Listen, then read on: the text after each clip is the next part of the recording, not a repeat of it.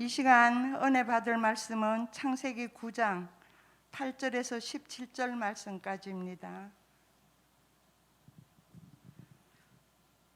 하나님이 노아와 그와 함께한 아들들에게 일러 가라사대 내가 내 언약을 너희와 너희 후손과 너희와 함께한 모든 생물 곧 너희와 함께한 새와 육축과 땅의 모든 생물에게 세우리니 방주에서 나온 모든 것 곧 땅의 모든 짐승에게니라. 내가 너희와 언약을 세우리니 다시는 모든 생물을 홍수로 멸하지 아니할 것이라. 땅을 침몰할 홍수가 다시 있지 아니하리라. 하나님이 가라사대 내가 나와 너희와 및 너희와 함께하는 모든 생물 사이에 영세까지 세우는 이 언약의 증거는 이것이라. 내가 내 무지개를 구름 속에 두었나니 이것이 나의 세상과의 언약의 증거니라. 내가 구름으로 땅을 덮을 때에 무지개가 구름 속에 나타나면 내가 나와 너희와 및 혈기 있는 모든 생물 사이에 내 언약을 기억하리니 다시는 물이 모든 혈기 있는 자를 멸하는 홍수가 되지 아니할지라. 무지개가 구름 사이에 있으리니 내가 보고 나 하나님과 땅에 무릇 혈기 있는 모든 생물 사이에 된 영원한 언약을 기억하리라. 하나님이 노아에게 또 이르시되 내가 나와 땅에 있는 모든 생물 사이에 세운 언약의 증거가 이것이라 하셨더라. 아멘. 자, 오늘 말씀은 다시 하나님의 축복으로 이런 제목으로 말씀을 드리려고 합니다. 어느 교회 담임 목사님의 늙으신 아버지가 교회 출석하는데 꼭 항상 앞줄에 앉으셔서 예배를 드리십니다. 그런데 예배가 시작되면 졸기 시작합니다. 어떤 분들은 예배만 시작되면 졸아요. 근데 예배가 끝나면 기가 막히게 또 눈을 뜹니다. 이 할아버지도 그렇게 좋으니까 목사님이 설교하다가 다른 사람도 아닌 자기 아버지가 좋으니까 성도들 보기에도 민망하고 참 그래서 가만히 생각하다가 하루는 자기 어린 아들을 불러가지고 야, 좀 도와주라. 너 예배 시간에 할아버지 옆에 앉아서 할아버지가 졸면 옆구리를 쿡쿡 찔러가지고 깨워줘. 그러면 1,000원씩 줄게. 그러니까 이 어린 아들이 예배 시간만 되면 쿡쿡 찔러가지고 이 할아버지가 잠이 깨가지고 그래 안 주는 거예요. 근데 여러 주가 지났는데 그날은 할아버지가 조는데도 이 아이가 가만히 있는 거예요. 그래서 끝나고 나서 야, 왜 할아버지 조는데 가만히 있었냐 그랬더니 할아버지가 안 깨우면 10,000원 준대야. 이미 선불 받았거든. 돈의 위력이 이렇게 큽니다. 오늘 말씀은 사실 1절부터 7절 읽진 않았지만 그게 읽었어야 되거든요. 길어서. 근데 노아 홍수 이후의 말씀입니다. 정말 이 말씀을 읽으면서 놀랍고 감사한 것은 노아 홍수가 하나님의 심판이었는데 그 후에 바로 나오는 이야기가 하나님의 축복이란 것입니다. 오늘 1절부터 7절까지 읽진 않았지만 가만히 보시면 어디선가 많이 본 내용이 아닙니까? 그렇습니다. 하나님이 천지를 창조하시고 인간을 지으신 뒤에 그때 축복으로 말씀하신 그 내용이 그대로 나오고 있습니다.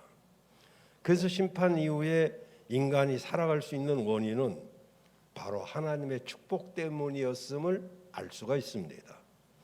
이것은 오늘날 우리가 살아가는 원동력이기도 한데 그래서 오늘 본문 말씀은 우리가 좀 더 의미 있게 살펴볼 필요가 있습니다. 자, 다시 하나님의 축복으로 살아가게 된 우리 인간의 삶을 감사하면서 오늘 3가지로 말씀을 살펴보겠습니다. 자, 우리가 다시 살아갈 원동력으로서의 복의 근원은 무엇일까요? 물론 여러 가지 대답도 할 수 있을 것이고 또 여러 가지 질문도 할 수 있을 것입니다. 여기 본문은 흔히 노아에게 새 언약을 주시는 그런 내용이 되겠습니다만, 이 언약의 주인은 바로 여호와 하나님이십니다. 그러니 새로운 축복으로 다시 살 길을 열어주시는 분은 여호와 하나님 아님 다른 누구를 이야기할 수 없습니다. 근데 그냥 막연하게 하나님이 축복하셨겠지 이게 아니고, 그 축복의 의미를 좀 세밀하게 살펴보면, 먼저 그 앞장의 8장 21절을 보면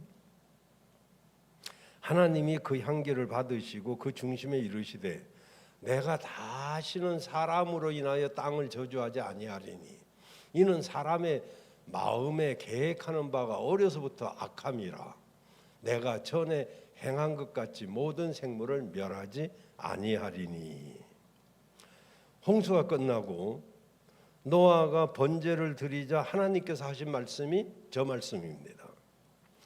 사실 오늘 본문은 이 부분과 이어지고 있는데 여기서 중요한 단서가 나옵니다. 그것은 바로 그 중심에 이르시되, 그 중심에 이르시되라는 대목입니다. 이는 하나님의 마음을 표현하시는 것인데, 같은 구절에서 나타나고 있듯이 이미 하나님은 당신의 피조물인 사람이 어려서부터 계획하는 것이 악한 것뿐이라는 것을 아시고 계십니다. 그래서 사람에게서 무언가 이유를 찾을 수는 없어요. 오직 하나님 마음에서 우리는 복의 근원을 찾을 수밖에 없습니다. 그래서 나온 표현이 하나님께서 당신의 마음을 우리에게 알려주시는 것입니다. 하나님의 마음이 우리가 살피고 있는 새로운 축복의 시작이란 것이죠. 인간에게서 시작되는 것이 아닙니다. 놀라운 복을 계획하시고 실현하시는 이는 오직 여호와 하나님이신 줄로 믿습니다. 그 마음에서 이를 작정하시는 것인데, 그럼 하나님의 마음이란 어떤 것입니까? 그것은 바로 홍수로 심판을 결심하는 장면에서 잘 나타나고 있습니다. 창세기 6장 5절 8절에 보면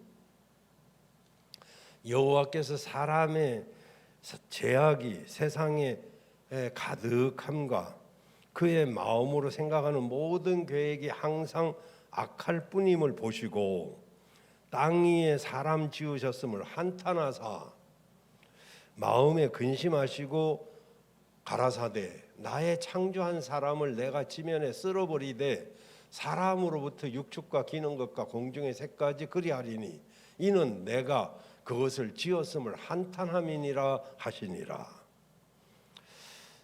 그러나 노아는 여호와께 은혜를 입었더라.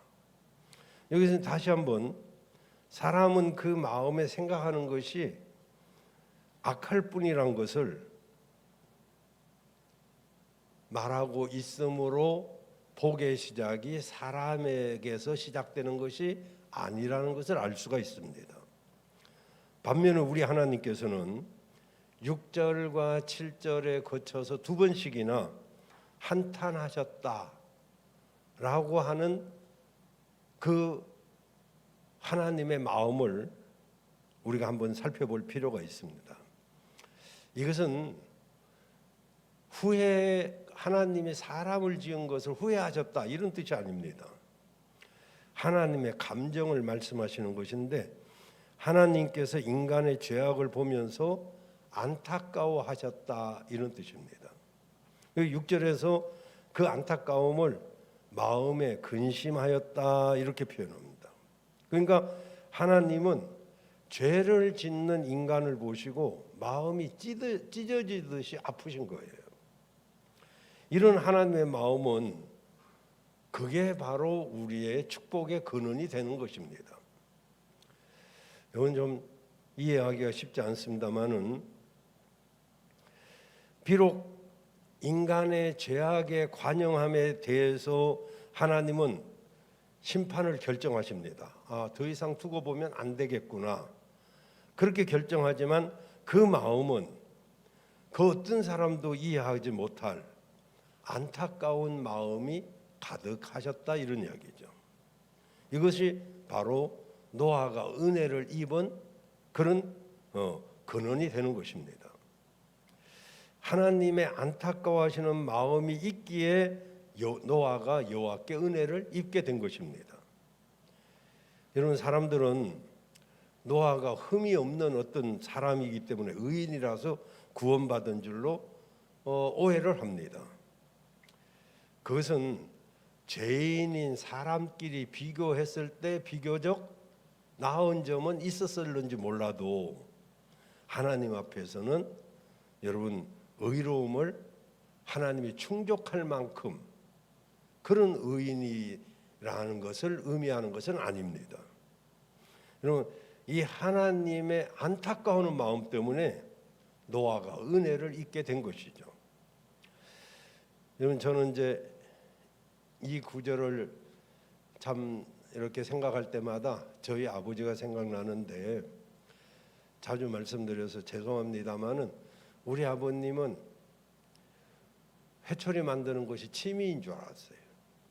우리 집 시골 집은 수백 평 되는 큰 집인데 그 뒤안에는 대나무로 가득 차 있었습니다.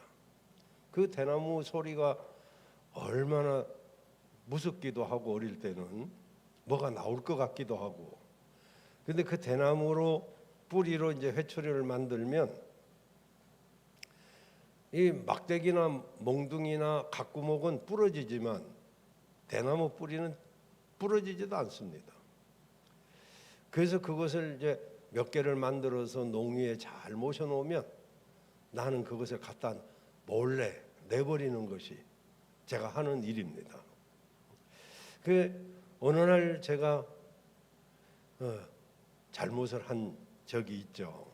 그런데 우리 아버님이 얼마나 엄격하신지 저를 종아리를 걷어가지고 막 때리는데 얼마나 아픈지 몰라요. 막대기는 부러지기라도 하지만 대나무 뿌리는 부러지지도 않고 착착 감기는데 정말 아픕니다. 혹시 체험을 원하시면 제가 한번 해드릴 수도 있어요. 그런데 저는 우리 아버님과 항상 한 방에서 잤어요. 사랑방이라고 일컬어지는 방에서. 안방에는 여자분들이 자고, 밥도 저는 아버지하고 겸상을 했습니다마는 그 전에는 막 그 여자분들을 좀 하대하던 경향이 있어가지고 따로 이렇게 먹습니다. 근데 그날 밤 새벽 4시쯤 됐는데 우리 아버지가 내 장단지를 만지면서 정말 한탄하시는 것을 봤어요. 그때 저는 아버지의 사랑을 느꼈습니다. 하나님은 당신이 사랑하는 자식이기 때문에 심판을 하지만은 그 맨 끝에 사랑이 있는 것처럼 그 심판 후에 하나님의 축복이 있음을 오늘 본문에 말씀하고 있는 것입니다.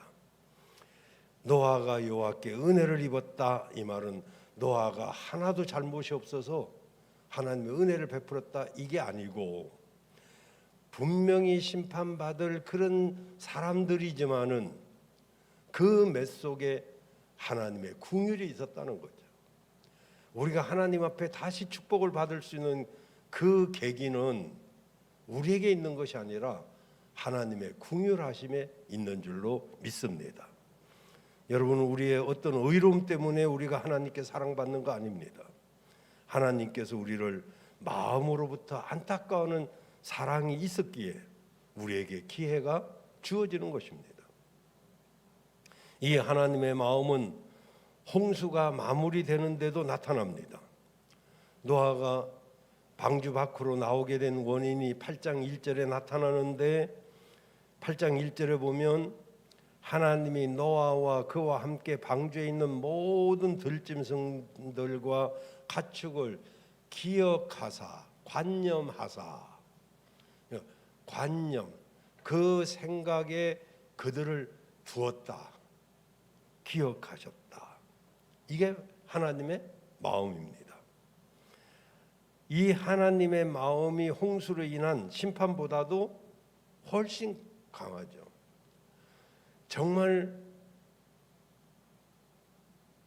찬송 318장인가 17장인가 때리시고 어루만지는 그 하나님, 그 아버지, 그런 거죠. 이게 하나님의 마음이 홍수로 인한 그 심판보다도 훨씬 강한, 그래서 노아를 통해서 이루어지는 인류에 대한 새로운 가능성이 거기에 나타나 있는 것입니다. 하나님의 마음이 아니면 다시 축복은 없을 수 있었죠. 하나님의 마음은 안타까워하는 마음이에요. 정말로 하나님의 형상으로 잘 지었더니 죄를 범하고 타락해 버렸습니다. 그게 하나님의 찢어지는, 가슴이 찢어지는 아픔이죠. 그래서 심판이 옵니다마는 하나님의 마음은 그런 인간에게 다시 살 길을 주시기를 원하셨어요. 다시금 새 언약으로 복을 주시는 거죠.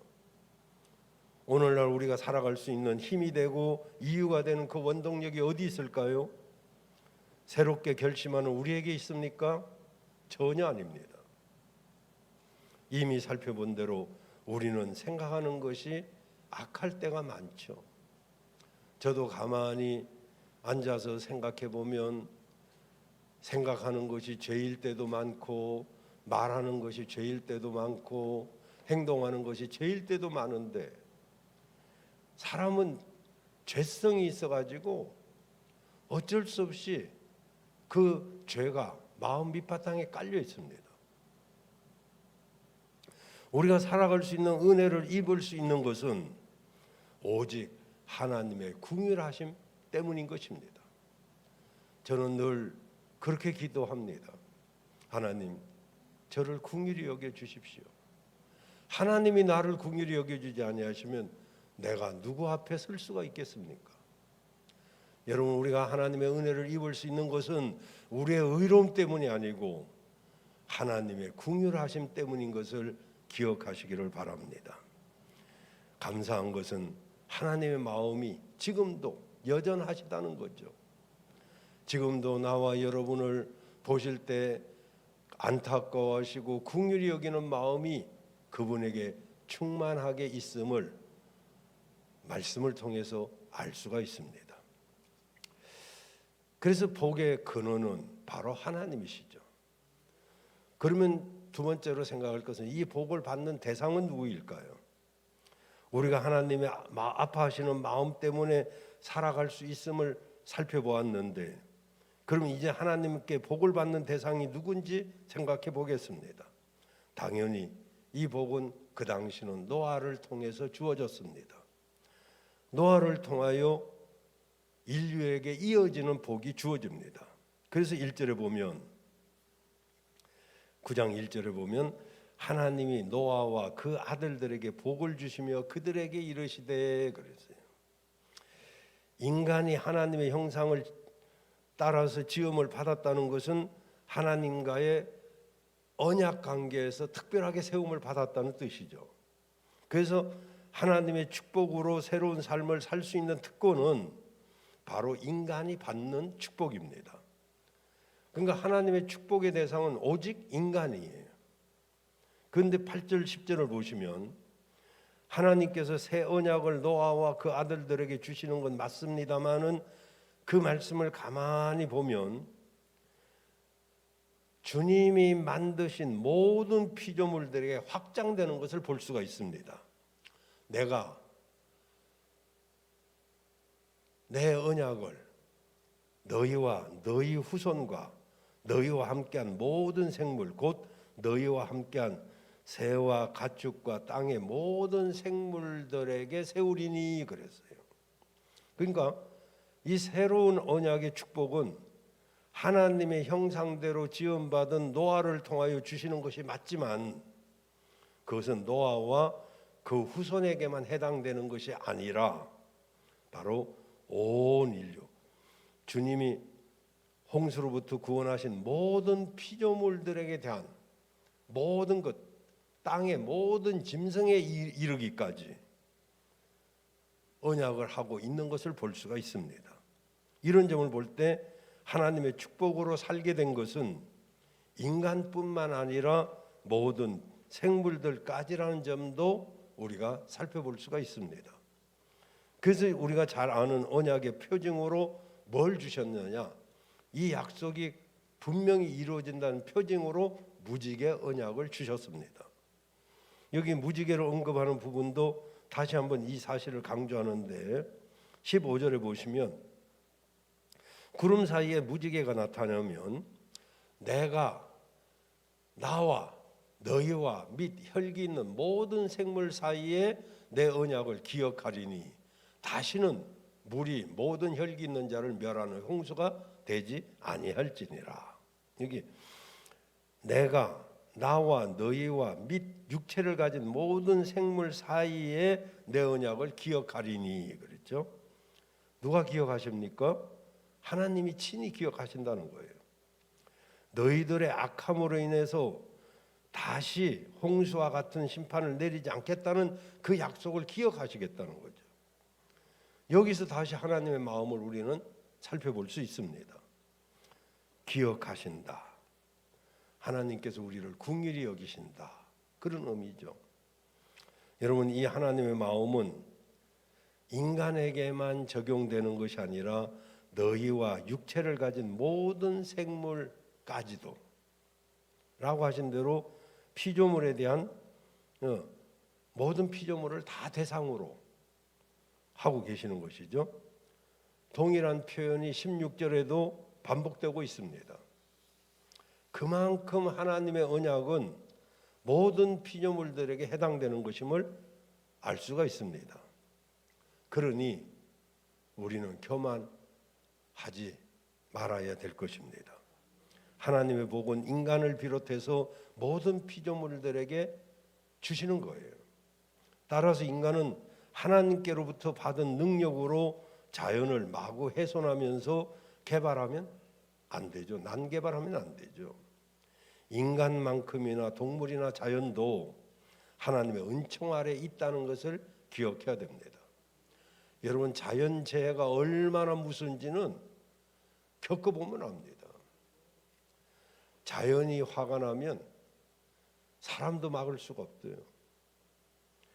그래서 생명을 가진 모든 것은 하나님이 주신 저마다의 역할이 있고 그런 점에서 하나님의 은혜 아래 있는 것이죠.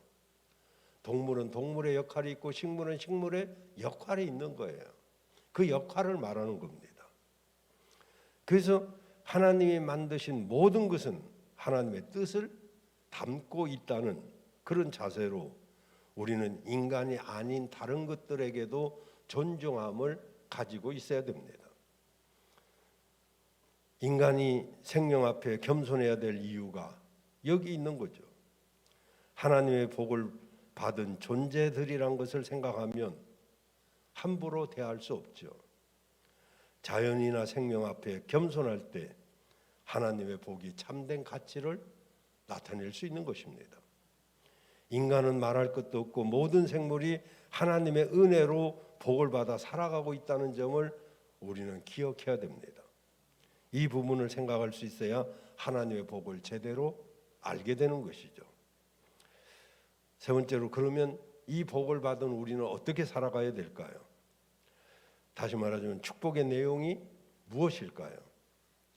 오늘 본문은 창조된 인간에게 처음 하셨던 말씀과 똑같은 말씀입니다. 1절에 보시면 생육하고 번성하고 충만하라. 라고 하십니다. 이 말씀은 여러분 창세기 1장 28절에도 나오는 그 말씀이잖아요. 하나님이 그들에게 복을 주시며 그들에게 이르시되 생육하고 번성하고 충만하라. 처음 인간을 창조하셨을 때 축복했던 그 말씀이 지금 9장 1절에 그대로 나옵니다.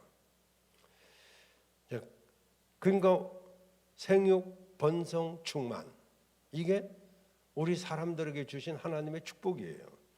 노아 홍수가 나고 살아남은 노아의 8 식구도 다시 재창조되면서 이 복을 받습니다. 생육, 번성, 충만. 영적으로는 어떤 것일까요?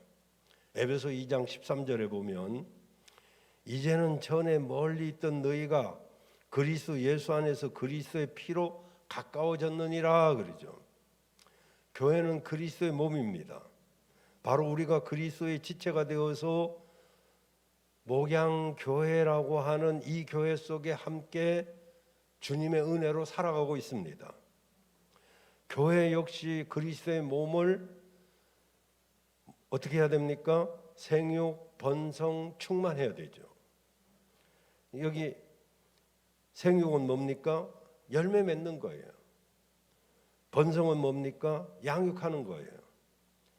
그러니까 우리 교회 성도들이 생활 속에서 이렇게 택해 주신 것은 생육하라고, 다시 말하면 열매 맺으라고. 그래서 열매 맺는 여러분들이 되시기를 바랍니다. 그리고 번성하라, 즉 양육하라. 생명이 태어났으면, 요즘은 생명을 태어났으면 갖다 버리는 사람도 종종 나타나요.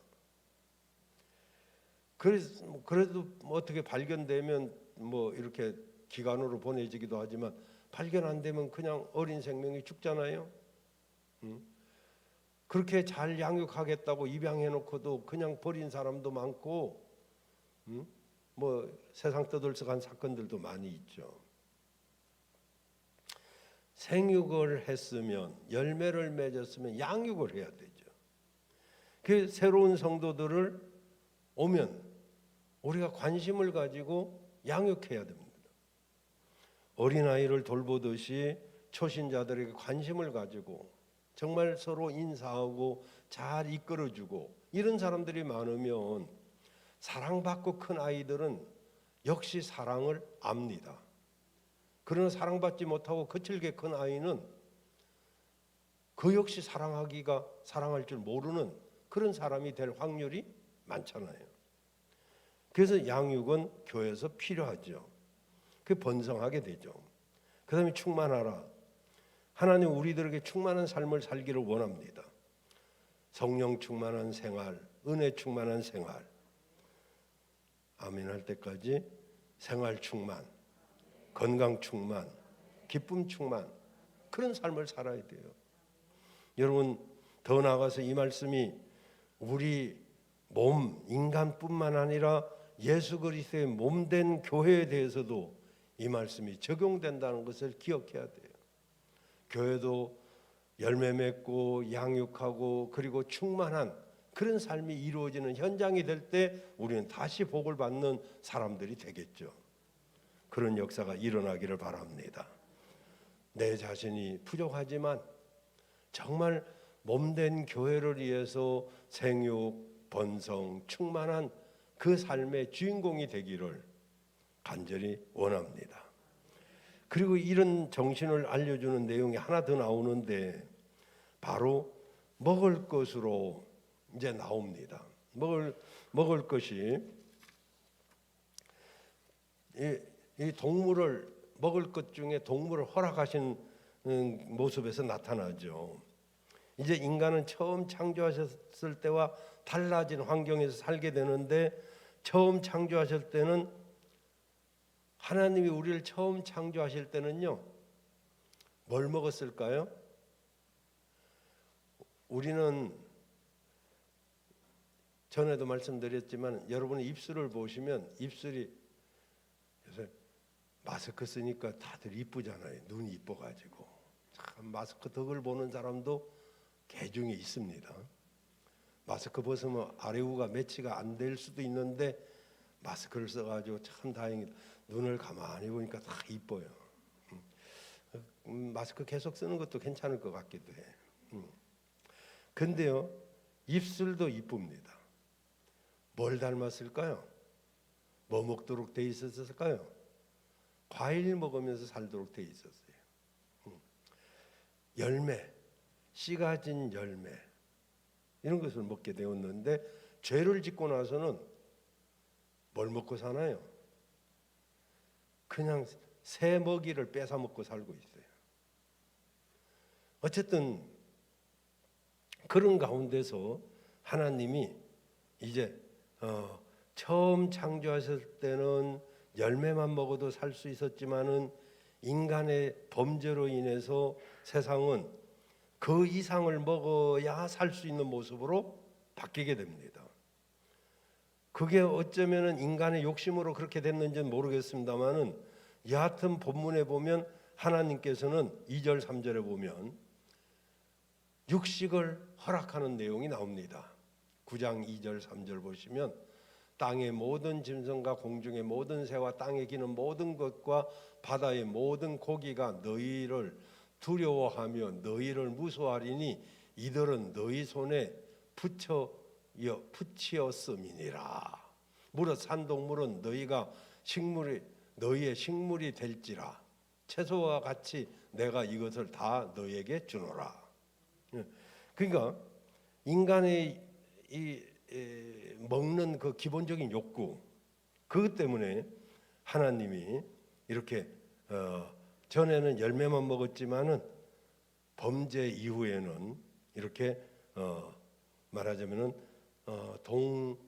식물만 허락한 게 아니라 동물도 허락했습니다.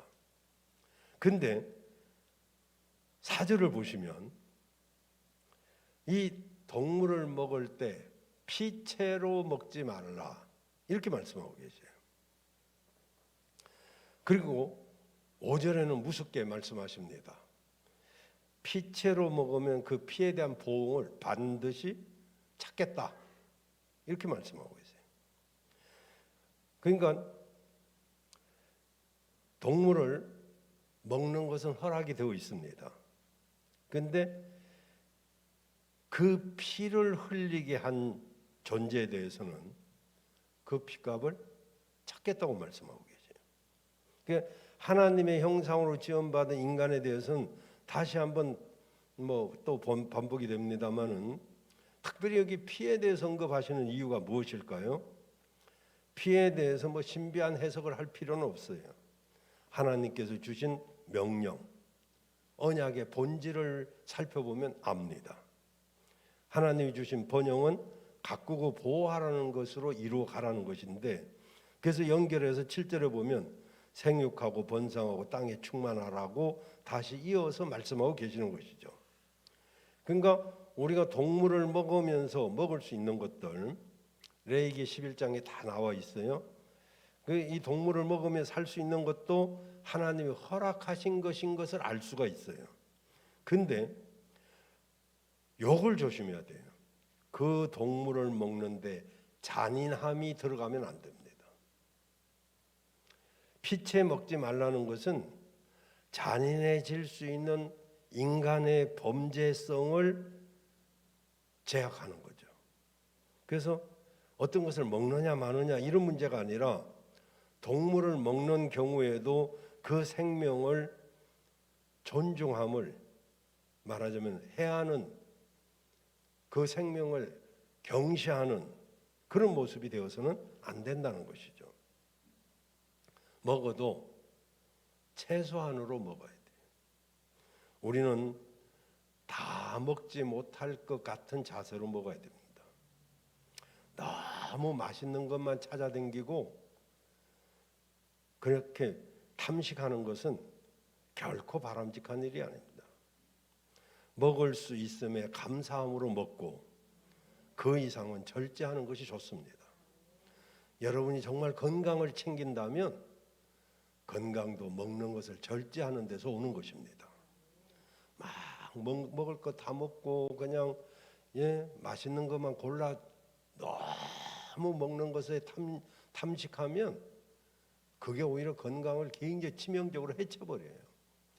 약간 음식은 박하게 먹는 게 좋아요. 박하게, 좀 부족하게 먹고. 좌우지간 우리는 먹고 또 먹고 꾸역꾸역 먹고. 제가 돼지에 대해서도 말씀드렸잖아요. 우리가 돼지 보고 미련하다고 그러지만 돼지는 결코 미련하잖아요. 돼지는요 90% 이상 먹으면 안 먹습니다. 더 이상. 사람은요 100% 먹고도 또 먹습니다.